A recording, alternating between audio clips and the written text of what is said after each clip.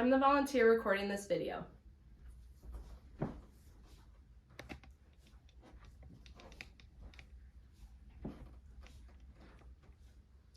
I'm Katie Schofield. This is my physical examination video for NR 509. My name's Addison Forche, and I give permission for this video to be recorded and submitted to Chamberlain University for education grading purposes. Alright, hello, my name is Katie. I'm going to perform your physical examination today. I'm going to start by examining the head. Her head is midline. There are no lesions on her face, and I'm going to palpate her lymph nodes.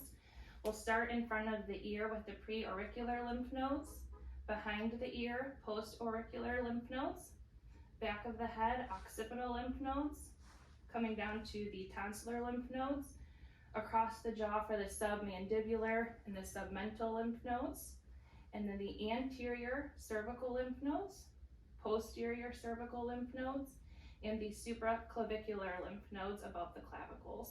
I was not able to palpate any lymph nodes, which is a normal finding. Next, I will assess cranial nerve number 5, the trigeminal nerve, which has a motor and sensory component. For the motor component, I'm going to place my hands on the masseter muscle, and I will have you clench your jaw, and that is intact. And next, I will check the sensory portion, so I will have you close your eyes and verbalize to me where you feel me touching your face. Forehead, nose, chin, right cheek, left cheek. And that is normal and intact. And then I will check the facial nerve, which is cranial nerve number 7, with various facial expressions. So go ahead and smile for me, frown, raise your eyebrows, puff out your cheeks, and protrude your lips. And all of those facial expressions were symmetrical, which is normal. Next, I will move on to assessing the ears. I'm going to assess the external part of the ear for any nodules. I do not see any. And next, I will use the otoscope to check the inside of her ears. I'm going to pull the ear up and back as I look inside. And now I'll check the other ear, pulling up and back. All right. On both sides, there is no drainage, redness, or cerumen in the external auditory canal. The tympanic membranes are a pearly gray bilaterally, and there are no effusions present in the middle ear. Next, I will palpate the pinna on each side. Is there any tenderness? No. And the tragus on each side. Any tenderness? No. And there were no masses felt. Next, I will assess cranial nerve number 8, the acoustic nerve, by checking her hearing with the whisper test. So I'm going to have you cover one ear for me, and I'm going to whisper 3 words behind your ear and repeat them out loud to me, please. 1, 2, 3. Okay, we'll do the same on the other side. 4, 5, 6. Okay. And her hearing is intact bilaterally. Next, we will check the eyes. So I'm going to pull down and look at the conjunctiva, which are pink with no lesions or drainage present, and the sclera are white bilaterally. And then next, I will check cranial nerve number 2, the optic nerve, which covers both central and peripheral vision. We're going to check central vision first using the pocket Snellen chart. So I'm going to stand about 6 feet back here, and I will have you please cover your right eye with your hand and read the lowest line that you're able to. LTFPH. Okay, and go ahead and cover the other eye. Same thing. LTFPH. All right, and then with both eyes, read the lowest line you're able to.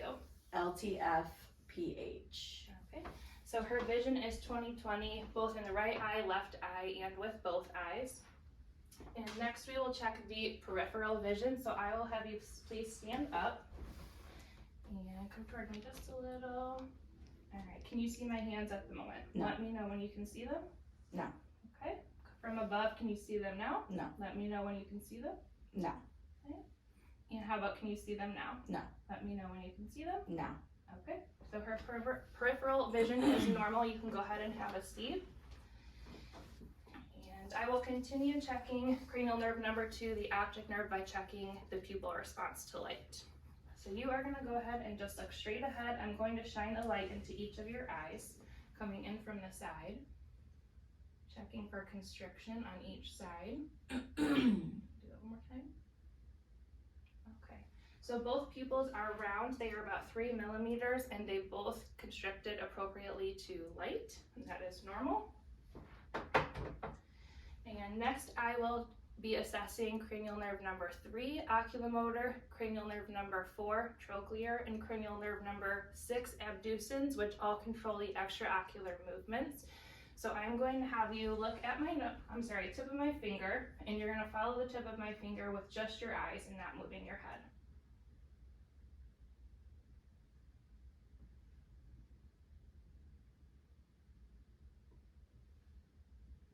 Okay, and all EOMs are intact. I'm trying to think of next. Head, ears, eyes. Nose will be next. We'll assess the nose. Her nose is midline. There is no obvious swelling noted externally. And I will use the otoscope and insert my speculum to check the turbinates on each side. So I'm going to tilt your nose back with my thumb and look inside. I'll go to this side here. Okay. The turbinates are pink and moist on each side with no drainage or lesions present, and the septum is midline with no obvious deviation. Next, I will be assessing the mouth and the throat. Her lips are pink and moist. And I'm going to go ahead and have you open your mouth for me. And go ahead and stick your tongue out and say ah. Ah. Thank you. So the lips are pink and moist. The teeth do not have any cracks or decay present. The buccal mucosa are pink and moist with no lesions. The tongue is pink and smooth. And then I do need to have you stick your tongue out one more time and look at the bottom of your mouth, or lift it up, I'm sorry. And there is no drainage or lesions beneath the tongue. It is pink and moist. The posterior pharynx was pink with no drainage present. She does not have any tonsils present. If she did, I would grade those. And also her gums were pink with no inflammation. They were healthy. We could assess cranial nerve number 9, the glossopharyngeal nerve, by checking the gag reflex, which we are not doing for this video. And when I had her stick her tongue out and say ah, that was checking cranial nerve number 10. The vagus nerve and the uvula did rise symmetrically with phonation, which is normal. And then I'm next going to check cranial nerve number 12, the hypoglossal nerve, by having her stick her tongue out and move it side to side. All right, and that is intact and normal. Next, I will be assessing the neck. On inspection, there are no abnormalities and it is midline. I will check the trachea by palpating. And her trachea is midline. And next, I will palpate the thyroid gland. So I will find the cricoid process and the suprasternal notch, and I will place my hands on either side of those landmarks. I'm going to retract one side and have her swallow. Go ahead. While I feel for any nodules, and now I will do the other side. Go ahead. The thyroid is not enlarged, and I did not feel any nodules. Sorry. No, it's not you, it's me. Okay, and then next I will be checking, palpating the carotid arteries on each side.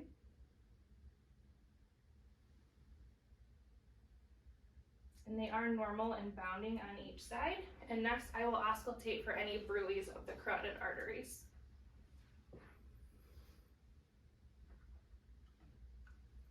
All right, go ahead and take a breath and hold it. Good, breathe. And take a breath and hold it. Good, and you can breathe. And there were no bruits heard. Next, I will be checking neck range of motion. So go ahead and put your chin to your chest for flexion. Look up to the ceiling, extension, and then look over your right shoulder and your left shoulder for rotation. And then you can take your right ear to your right shoulder and left ear to your left shoulder. That is lateral flexion, so her neck range of motion is all intact. And then I will check cranial nerve number 11, the spinal accessory nerve. So I'm going to apply some resistance to your shoulders and go ahead and shrug upward. Okay, and her strength is normal bilaterally for that. Next, I will be assessing and auscultating heart sounds, both with the bell and the diaphragm of my stethoscope. Alright. Starting with the aortic valve, which is in the second intercostal space, right sternal border.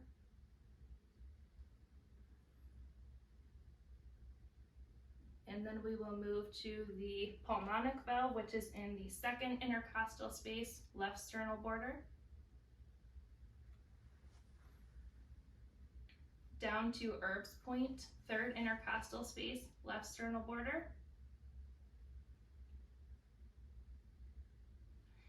And down to the tricuspid valve, which is the fourth intercostal space, left sternal border. And then the mitral valve, which is in the left midclavicular line, fifth intercostal space.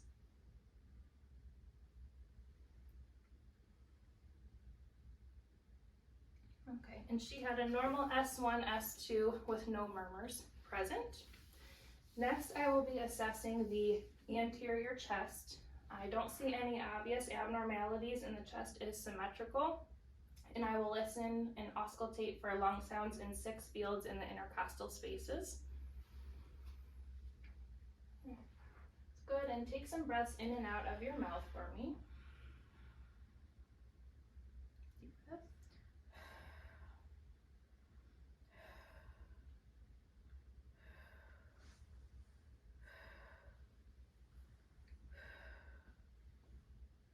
One more.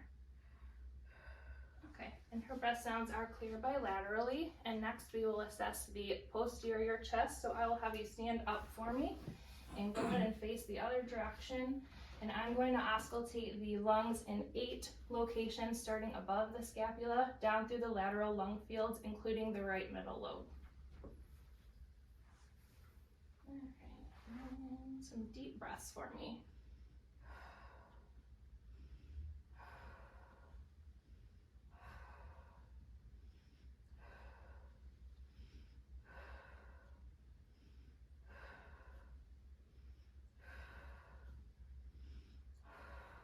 Thank you. Her lung sounds are clear bilaterally. You can go ahead and have a seat. And next I will be assessing the upper extremities, starting with looking at the hands. So go ahead and stick your hands out for me. I am looking for any deformities, redness, swelling, which I do not see any. And I'm going to check capillary refill on each side. So I'm going to press down on the fingernail until it's white, and then release my finger and check how long it takes for the pink to return. So that was less than 3 seconds. And that was less than 3 seconds, which is normal capillary refill. Next, I will be assessing the radial pulses. I'll go ahead and feel on both sides. Her pulses are 2+ bilaterally. And now I will check hand strength. So I will have you squeeze my hands. And her strength is 5 out of 5 bilaterally for that. Next, I will move on to checking range of motion of the elbow. So go ahead and relax your arm. I'm going to do some passive range of motion here. So flexion of the elbow, extension of the elbow is normal. You can rest that. And then I'm going to check strength of the biceps and triceps. So go ahead and flex your arms forward for me like this. Push against my hands and pull back. Her strength is 5 out of 5 bilaterally. And now I will move on to checking passive range of motion of the shoulder. So you can relax your arm. I know I'm actually going to use this side for this one. So we're going to check flexion, moving upward, extension, moving backward, internal rotation, external rotation.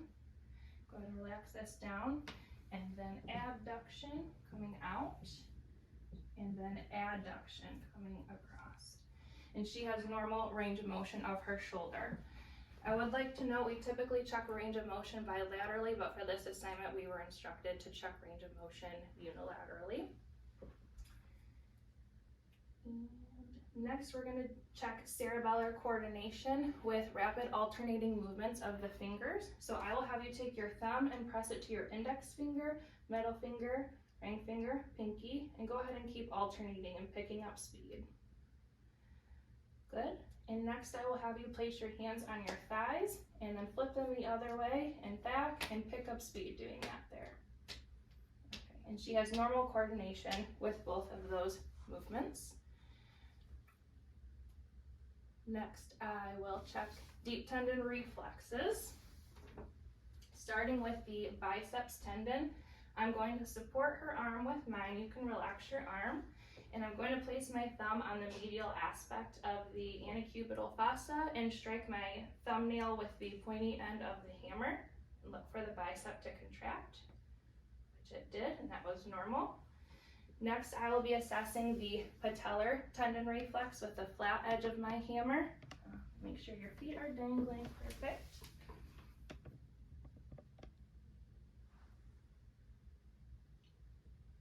Okay, and that is normal. Now I will check the Achilles tendon reflex. You can relax your foot. I will dorsiflex the foot and use the flat edge of the hammer. And her foot did plantar flex in response to that, which is normal. I'm trying to make sure I'm all done with the upper extremities. I think I am. Next, we're going to move on to the abdominal assessment. So we're going to go over this way. I'll have you lay down.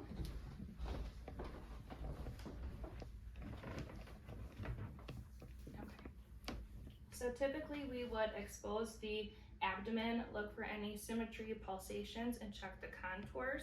And then we will move on to auscultating with the diaphragm of the stethoscope for bowel sounds in all 4 quadrants.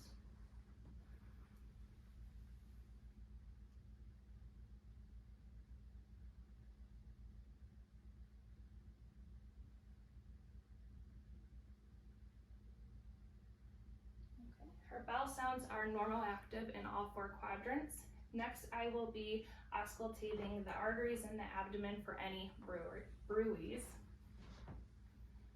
I will use the bell of my stethoscope, starting with the aorta right below the xiphoid process, midline. I will listen to the renal arteries both on the right and left, just above the umbilicus laterally, starting with the left renal artery and the right renal artery. And then I will listen to the right and left iliac arteries just below the umbilicus on each side, starting with the left iliac artery and the right iliac artery.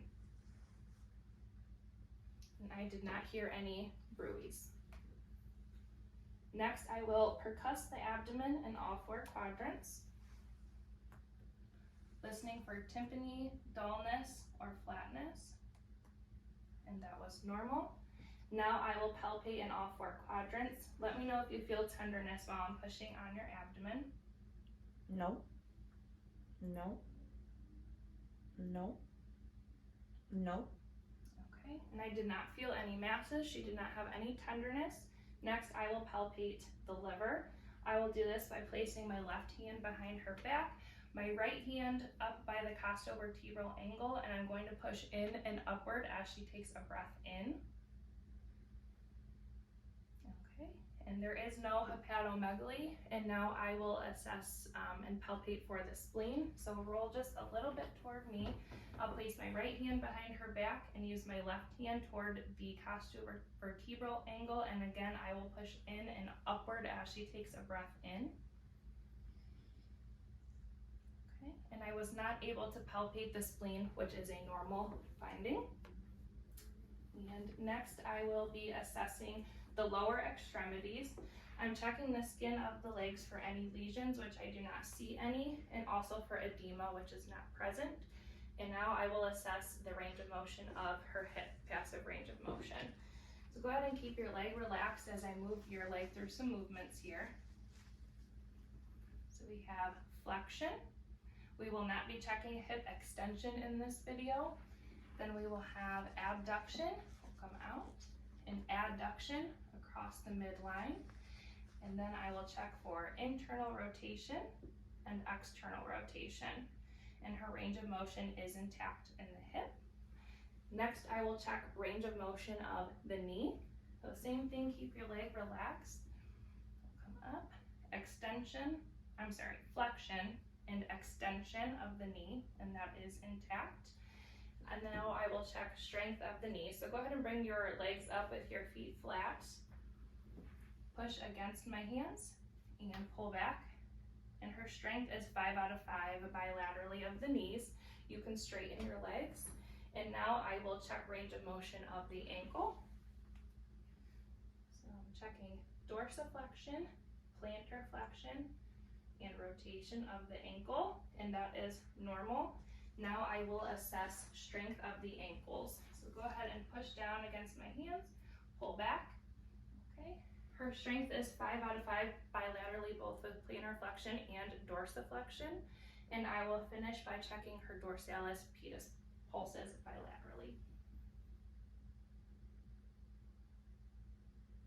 And those are 2+ bilaterally.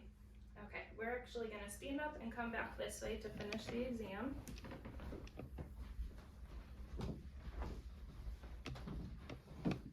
I'm gonna assess your spine, so I'll have you stand up and turn that way for me. I'm going to inspect her back for normal curvatures of the spine, and I will palpate for tenderness and alignment. Let me know if you feel any tenderness as I push. No. And how about down here? No. Okay. She does have normal alignment of the spine. Now we will check active range of motion of the spine. Go ahead and turn back toward me. I'll check flexion by having you bend forward toward your toes. Good. Come back up. And we'll check extension, having you go backward. Good. Go ahead and go down to one side and the other side. That was lateral flexion. And go ahead and rotate your body to the right and to the left for spinal rotation. And she does have good active range of motion of the spine. Next, we will check Romberg. You're gonna rest your hands at your sides and go ahead and close your eyes. I'll be standing here for safety, and this is to check your balance. So I'd have her stand here for 20 seconds looking for any swaying, which there is no swaying, and that is normal and a good sign. You can go ahead and open your eyes. And now I will assess your gait. Go ahead and take a few steps toward the wall. And when you reach there, you can turn around and come back. Her gait is steady and normal. And then I just have 2 things I'd like to check that I omitted earlier in the video. I'm going to palpate the frontal and maxillary sinuses for tenderness. Let me know if you feel any tenderness here. Nope. And here. Nope. And then I also will assess the temporomandibular joint for any subluxation, crepitus, or tenderness. So I'm going to place my hands here. Go ahead and open and close your jaw. Do you feel any tenderness there? No. Okay, and I do not feel any crepitus. And that concludes my exam. Thank you.